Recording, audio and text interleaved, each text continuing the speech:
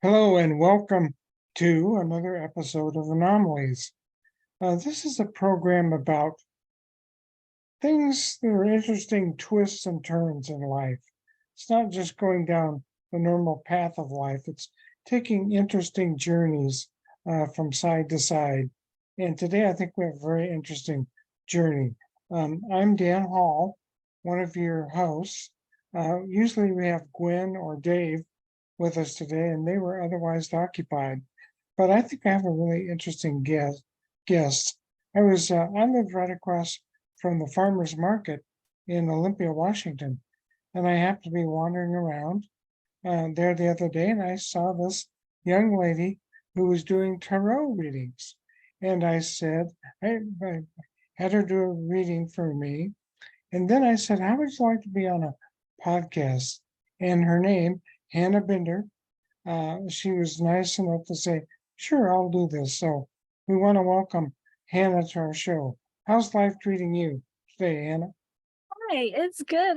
It's wonderful. I'm enjoying everything and just growing and flowing with everything, and it's beautiful. And I'm excited for this podcast. Well, I'm excited to have you on the podcast too. And if there's certain things that you want to talk about that I'm not covering, feel free to take us in that direction. Are you Yeah, no ready? worries. So Perfect. tell me about you and tarot. When did you learn to read tarot cards? And maybe just as importantly, why did you learn that? So I've been practicing and started ever since I was very young. I've watched family members above me do it and learn from them, and it was always just very interesting to me. And I found it as a great way to stay in touch and in tune with, you know, myself, my higher self, and my spirit team, and help me give myself guidance in making the right decisions. Okay, so it sounds like it's a familial thing that somebody else in your family turned you on to tarot. Would that be fair Yes. to say? Okay. Yeah, watching my family do it ever since I was little, I was always spark something in me, and I knew I could do it. Okay. So how did you end up at the Olympia Farmers Market doing a tarot reading for me? So I go there sometimes just to enjoy the market and, the food and all and the people, and I asked um the head people at the farmers market if Mhm. they would allow my business to set up there. And they told me I would be considered a street artist. And so Mhm. I could set up for a small fee daily. And it's worked out ever since. So how long have you been at the market? I've been there for about a month now. Okay, cool. Mhm. And you're enjoying it? Oh, yes, yes, it's beautiful. Everyone is just so lovely, and I feel like I make great connections, and I feel like I provide a lot of healing there, and yeah, it's just beautiful, a beautiful place. Yeah, that's good. So now you probably do tarot other places beside the farmers market. Would that be a good guess? Yeah, Or- so I offer a online part where anyone can schedule with me and schedule a reading with me. And then I also do it for friends and family. All right. So now we're talking to each other via Zoom today. Is that what you do with other people when you do a reading? Yes, yeah. So they can schedule with me via Zoom, and then I just connect with their energy, and we spend, a little extra minute connecting and breathing, and then we get started. Okay. Why don't you give us your website? So if people want to do that, they'll listen to this podcast. They'll say, "Oh, well, I'd like Hannah to do a reading for me, so I'll just contact her online? What's your website? Perfect. So it's www.calendly.com/crow's eye intuitions. Okay. All right. And And you then, might want to go ahead. oh, I'm sorry. Oh, Anyone can email me at crowseyeintuitions@hotmail.com. and Crow's Eye is CROWSI or SEI. I can't even spell. No EYE. worries. Yes. Yep. Okay. Crows, CROWSEYE, and then intuitions with an Okay. S at the end. Okay. All right. All right. So maybe we'll generate some business for you. Uh, So are you, you're probably familiar with the term psychic, right? yes. Are you psychic? Yes. Yeah. It's so, and it's really about being strongly connected with yourself and your team and just being able to have that quietness and being able to connect higher in your higher conscious. So how did you know you were psychic?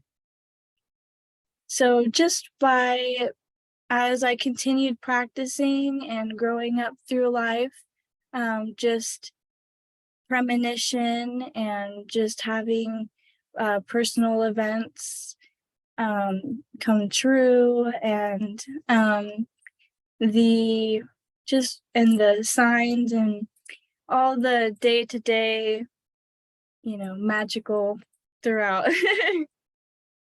Would you want to share some of those things that happened to you that uh, might have indicated that you've got some abilities that others don't have? And so, well, anybody can tap into their own Okay. psychic abilities. Everyone possesses a power. It's just about being able to quiet the hum of your day to day and be able to sit and get in tune with yourself. For me, I connect, to my spirit team a lot and to others' spirit team.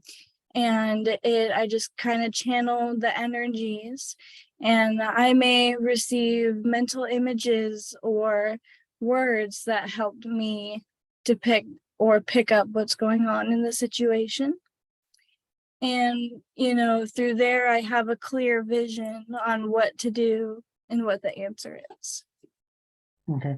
Now you used an interesting term, and that is spirit team. Do all of us Yes. have a spirit team? Yes, we all have a spirit team. And a spirit team is our ancestors and spirit guides and everyone who they walk with us in our day to day. I've talked to a number of psychics. Have I've done a lot of interesting things. At least I think some people would say they're weird. But when I usually talk to psychics and mediums, we'll make that distinction, that oftentimes they will say to me, "Oh, I see somebody standing next to you who's not there. Yes. Someone who's there in spirit, not actually there." And I sometimes interpret that as being an ancestor of mine Mhm. and part of my spirit team. Would that be a pretty good interpretation? Yes, that's perfect. Okay. Have you tried to have you let's see, how do I want to ask this? Do you have any mediumistic abilities? Have you tried to channel spirits?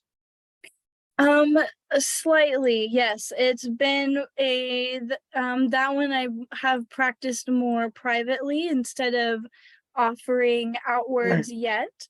right. Um, there's um I mainly pick up on mostly spirit team when I am on a private or reading with somebody, and then um, current spirits as well. So like energies as a new and I in the now, or our familiars, our pets.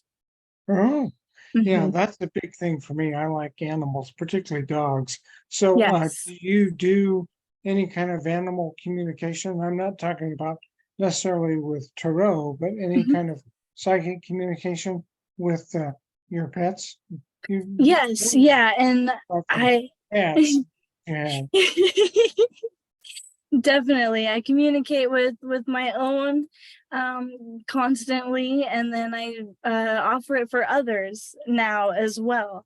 And I've had a few really great sessions, and it's a beautiful thing to it opens the pathway of communication for yourself and your pet as well after each session. And it's just beautiful to see the healing progress that happens. Can you share with our audience an example of where you communicated with an animal on behalf of the animal's owner? Yes, yeah. So um I had a I had a client who she has two cats currently, and they weren't, they wouldn't cuddle in the bed with her, and she was just wanting those extra snuggles, and they'd lay on the couch with her for a minute, but she was just wanting those extra snuggles and just kind of wondering where that was, and they wouldn't lay in the bedroom with her. And and she had a cat who passed away a Mm, couple years prior. And so I just kind of connected right there, and I could see that she had um a stand in her room with her previous cat's ashes and a mm, candle, and so she had a little memorial space for her, and her current two cats were just trying to treat that as a sacred space yeah, and not really just kind of come in and disturb or be any type of disrespectful. And so I explained that to her, and she said that made sense. And so she went home, and she actually spoke, she said aloud to her cats, she sat with them and said, it's okay, this is your home now. And I'm sure she's doesn't mind, and this is your home now, and I love you, and you know come cuddle with me. yeah, And then she told me that she woke up the next morning to her cat in her arms while yeah. in bed with her, and they greet her when she gets home, and always cuddling at the couch. And it opened that pathway of Yeah. communication between them two. Hannah, what is it that you just from your interaction with communicating with animals, what don't people understand about animals? Um, what's your perception of that?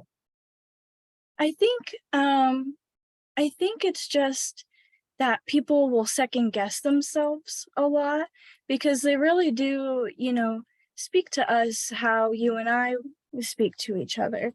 And so I think it's just the really, are they really saying that factor? And then it just kind of second guessing, and but really the first thought that's there, and that's what it is. Okay, I have a little dog named Dolly, and I got Dolly from a rescue place. And one of the things I noticed, well, we asked the rescue people, well, what do you know about Dolly? And they didn't really know anything about her other than she was in a shelter in California and was going to be euthanized pretty soon if she didn't get adopted. So bonded with Dolly and didn't want that to happen. But Yes. I noticed that Dolly was very reactive, particularly with other dogs, uh, was timid with humans and then reactive with other dogs. So I went to someone who was an animal communicator and I asked them, what could you tell us about Dolly that would help us understand what was going on? And what she said was, when Dolly was born, she wasn't born in a home. She was born in a litter of puppies that were on the streets in California, and she essentially had to fend for herself. So every probably human, or at least every dog that she encountered, was a potential threat. And it took a while for us to kind of desensitize Dolly to that. But the value, and the reason I'm telling you the story, was in the ability to communicate with Dolly about what had happened to her. Yes. And it's perfect because then, just like you and I, she feels heard.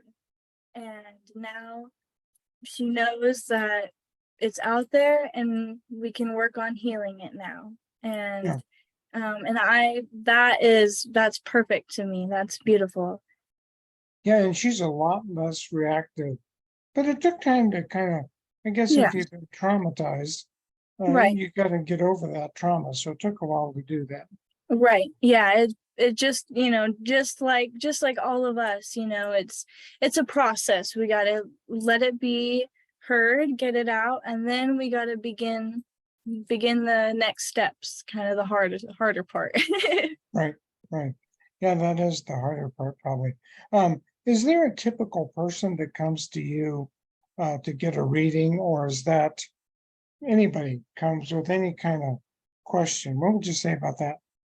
Yeah, I think it's a wide variety, a wide range. I do get a lot of career readings, Okay. which is good, and I love to help with those because I know it's good to have clarity when it comes to that. Um So but yes, I think. how does that usually go? Does somebody say, I'm thinking of taking a new job? Can you give me some insight into whether I should do that or not? Does it happen that way, or is it different? Well, they usually what I have them do is I have them uh ask the cards mentally. So and just form that energetic connection with them and put their energy into the cards or into the session and focus their question or intention, and then I let the cards answer. And then if they feel comfortable telling me their question, then we'll work it out and we'll dissect it. Okay. And yeah, I noticed your voice is a little softer. I don't know if that's because you're a little farther away from your microphone or not. let me see. Yeah, there you go. That's better. Perfect. Yeah, that's better. Um, let's see, what else I was thinking about? So tell me about the process of doing a reading. Um, I noticed when we did my reading, it was important for me to touch the cards. What's the significance of that?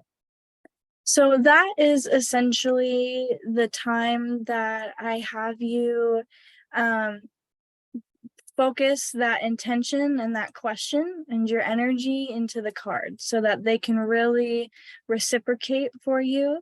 And that just kind of forms a easier connection, and everything's energy, so it just really forms that, just pats that in there, and then when I shuffle them, the right ones fly out. Oh yeah, I find that kind of interesting. Um, so it's really the person, obviously, who's getting the reading, who's picking the cards. And they're going to pick the cards based on the questions they come to you with. Yes, so I always ask them to really focus their intent on what they want to know, what's bothering them, or they can really just think about the situation. And then that way the cards will just kind of, it's our team. We're essentially speaking with our team and getting guidance on what to do or what's happening. And so it just puts that energy in there so we can get the right Uh, ones. yeah. Now, so I used to be a teacher. I was a sociology teacher many moon ago, and we've had a guest, Chris Bader, who actually has a tie here to Olympia.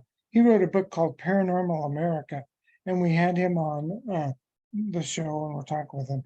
But he made, and I'm going to ask you, he talked about the distinction that his research showed, and I'm going to kind of ask you to play amateur sociologist here for a second.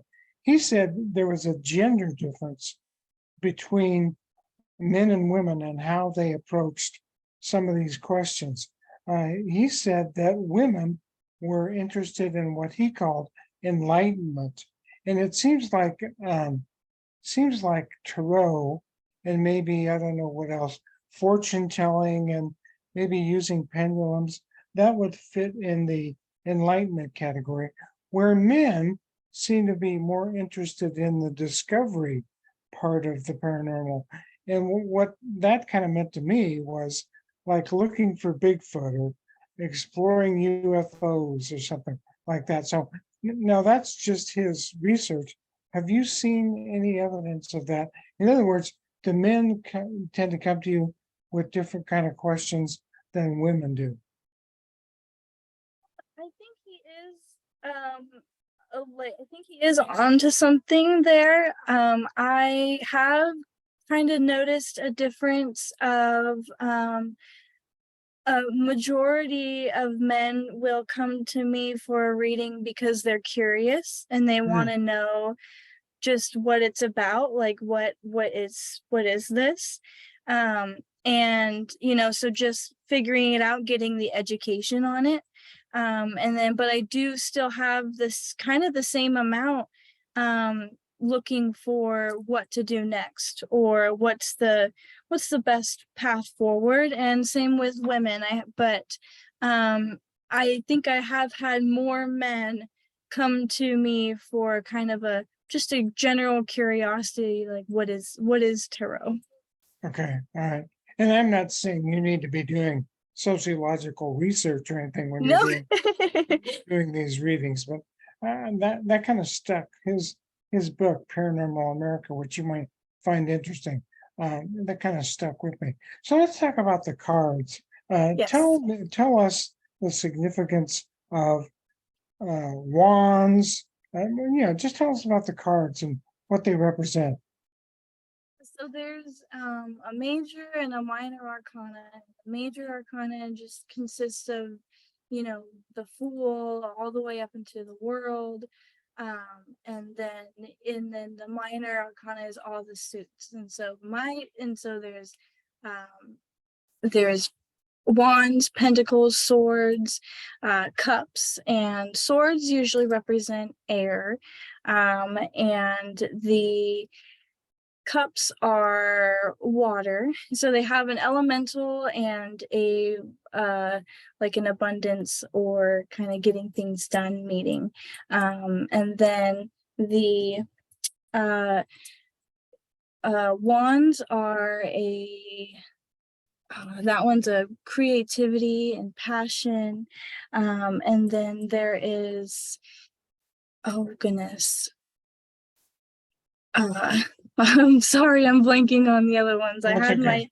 Had my notes, but and cups are like abundance, filling up, passion, and we have I'm so sorry, I'm blanking on that one. Well, yeah, I can't give you much help because I really don't. You said pentacles, cups, Yes. swords, and wands. Yes. And the pentacles are about finances, riches, so security, and that is the earth element. That's right. Okay, yes. And then we have wands are fire, and swords are air, and cups are water. And yes. Okay, so depending upon the question so I'm getting a tarot reading. Depending on the question I'm there to have answered, I could get a variety of the four major arcana, right? Yes. Okay. And now what about the minor arcana? So that is the whole variety of the suits. And so that one is just kind of goes based on the inquiry, and they each have an individual answer of, and they get specific of kind of which pathway we're going with. Okay, could you, and I don't remember what my reading was, but could you give an example of a reading that you've done recently that might bear out some of what you're talking about? Yes, let me think about that one. So like someone who's on a pathway of um business adventure and career, and just kind of deciding on what is the next best step. Should I leave this job?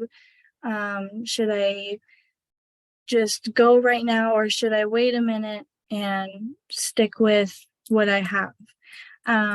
And so some of what I would get is the Seven of Cups, and that one is just talking about the depiction is a crow in the middle of seven cups, and they're all kind of filled with different things. And so just kind of really focusing on, there's a lot of different choices. So really focusing on one, and not kind of having too much worry, and focusing on what, one, what's going to make you happy, and a vision of success. And then you may get the Fool card, and that one talks about, if it's upright, just going forward and knowing that the universe has your back, your spirit team has your back. And and then just and then at the end of the reading, they may have the what is it? They may have the King of Cups, and that one is a successful end to a journey. He went after what he wanted, and so he's got it. So just kind of depicting what's going on, and if it goes one way or if it goes the other. And that's all borne out by the symbolism of the cards. Yes. Okay, now, once again, you're more of an expert on the cards than I am, but there's like a death symbol in the cards, but that doesn't literally mean you're gonna die, right? Right. Yeah. So yeah, and a lot of times I'll get that card in a reading, and I'll feel the anxiety that the reader will get, and I'll be like, "Don't worry, Am it's I gonna okay." die? Right. Yeah. Yeah. Exactly. You're not gonna die. It's gonna be all right.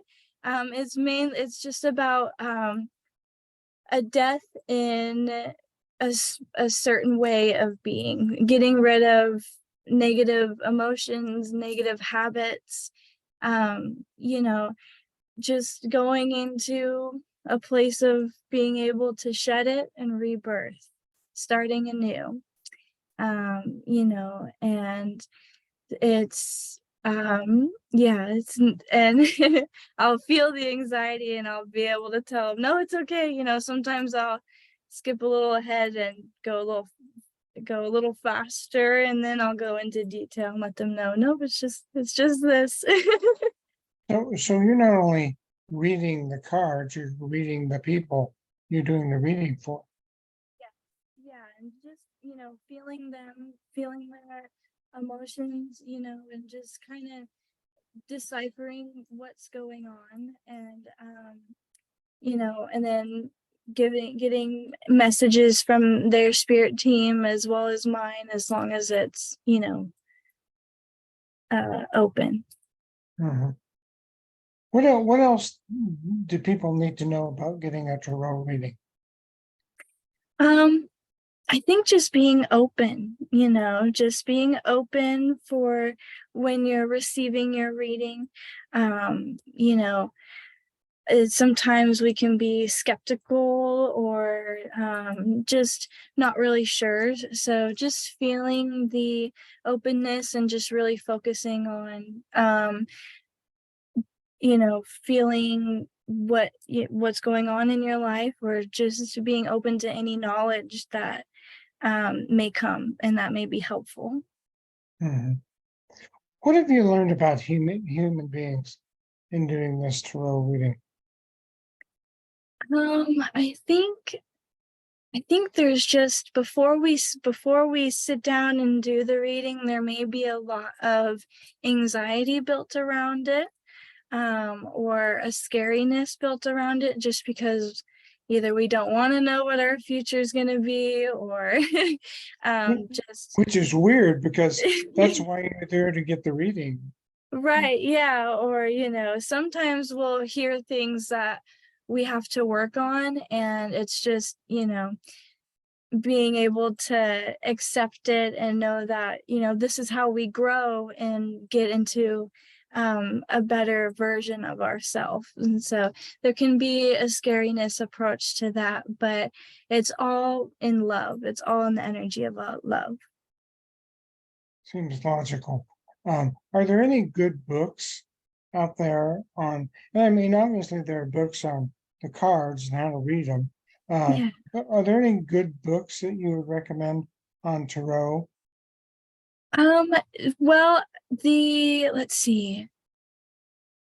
My main suggestion is always to kind of go with something that roots with you. So if you go by feeling and instinct, I don't have a title at the moment, but if you I like to go back to my ancestral roots and kind of learn from books like that.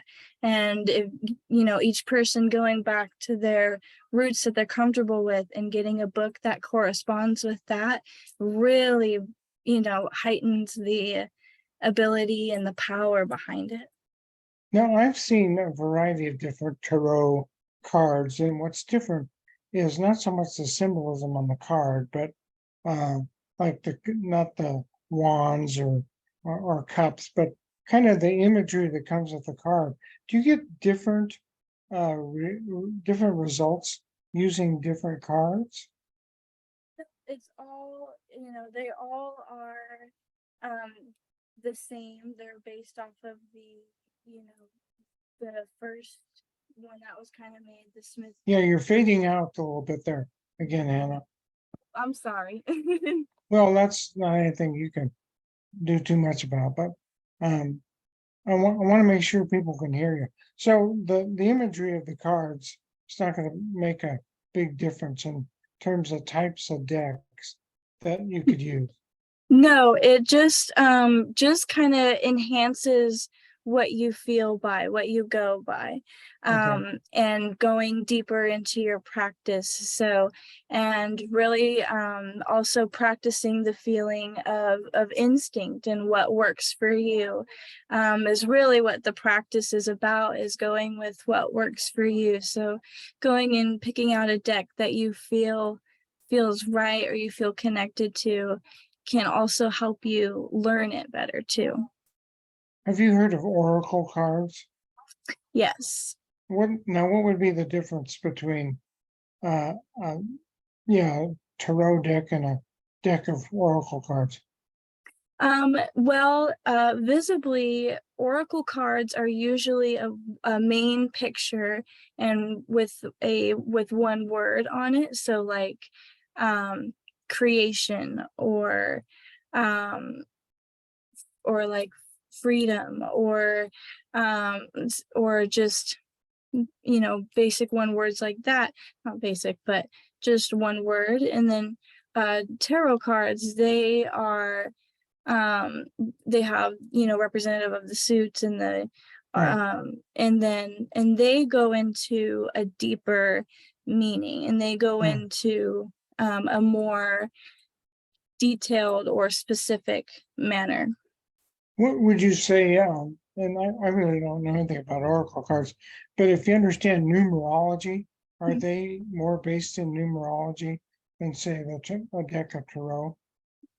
I think they both kind of have the same Okay. volume there, and it's also, you can also look in the picture, and there may be more images that are painted in the picture that resonate with you as well, to help you put the story together for you as well. Okay. All right. And one more question about cards. Sacred geometry. What do you know about that? I haven't dove too deep into the sacred geometry arena, but it's been very interesting. From what I've seen so far, it's quite interesting. Yeah, it seems like there's a lot of mathematical, the universe is organized in a mathematical designs, and it seems like uh, the sacred geometry kind of taps into that. Yes, yeah, numerology, there's it adding, and then which pathway, and it gets really deep. And those, I think that one you can also kind of track from birth as well. Hmm. Have you ever used a Ouija board? I have not. Okay. Would you use a Ouija board? Um, I'm not sure. I think that one, um, I think I just feel comfortable connecting, myself with my higher conscience, either in meditation or visualization or dreaming. Excuse me. And so and just kind of connecting with them more clearly that way, versus a Ouija board does kind of have the power to, I maybe invite whomever who would like to come So you through. don't want to invite. Right. Exactly. It's interesting. We've had a guest on our show, Karen Dahlman, who she's probably in her 50s. She's been using a Ouija board since she was 13. And she Wow, says amazing. that the negative rap about Ouija boards comes from the movie The Exorcist. Because in The Yeah. Exorcist, the demon that possesses the little girl comes through the Ouija board. And I got thinking about that because in the United States, if you understand spiritualism as a movement in the United States, what people were using, they didn't call them Ouija boards, they call them talking boards. And they were using that for all kinds of spirit communications. And I find it kind of interesting that we've been turned off to do things like that because of a movie that portrayed it in a pretty negative way. And I'm not saying I've never had any negative experiences with Ouija boards, but I'm sure we could find somebody out there who has. Well, what Right. was there any other? I really have appreciated your time. Any other bits of wisdom you want to share with us? I've quite enjoyed this time, and I just think everybody should know, anyone can tap in and be in tune with themselves and their higher self and their spirit team to, access the gifts that they think about or they feel, and just kind of putting, things together and creating a comfortable space for yourself. So I think it's just important that everyone knows that they have the power within themselves always. So we could all read tarot cards if we do tarot readings if we wanted to do that. Yes, yeah, if you wanted to learn and sit down and just make sure you're okay with sitting by yourself or sitting quietly, and that you're open to receiving any of the messages, and um, yeah. So once again, for our audience, remind folks where they can find you, when and where they can find you at the farmers market, Olympia Farmers Market. Yeah, so the farmers market in Olympia, Washington, I'm set up on the weekends. Right now during the summertime, it's excuse me, wow, excuse me, Yeah. Thursday through Sunday. from 10 a.m. to 3 p.m. Okay. And then you can also email me at crowseyeintuitions@hotmail.com for the link to schedule an appointment if you're unable to make it to the market or just not in the area. And so you're more than welcome to schedule a tarot reading with me or an animal communication session as well. Oh, that'd be fun. I might come back for the animal communication session. One other thing, are you thinking about doing any other venues beside the farmers market? I know there's some places around that kind of would be best described as metaphysical stores. Have you thought about trying your wares in a place like that? Yes, yeah. So I will be reaching out to a few stores. There is a store called Radiance Oh here yeah, in I'm Olympia. familiar. And I They, think yeah. there's one in downtown Olympia called Psychic Sisters. And Oh, yes. I wonder if that might be a good place for you to do your thing. Yes, yeah, I'm putting out all my feelers out there to all those shops, and they're quite beautiful, so and great energy. So yeah, I've been putting my feelers out there, so we'll see where it goes. Okay, well, good luck to you, Hannah. And thanks for sharing some of your time today. Of course, thank you so much. This was a wonderful meeting, and thank you for inviting me on this podcast. And I wish you the best of luck and having the best day. Yeah, I probably need a little bit of that. And maybe if there's something else you want to talk about, you can come on with us again. Oh, yes, I would be absolutely honored. Okay, all right. Hannah, take care. Thanks. Thank you. You too. Have a beautiful day. Bye bye. Bye bye.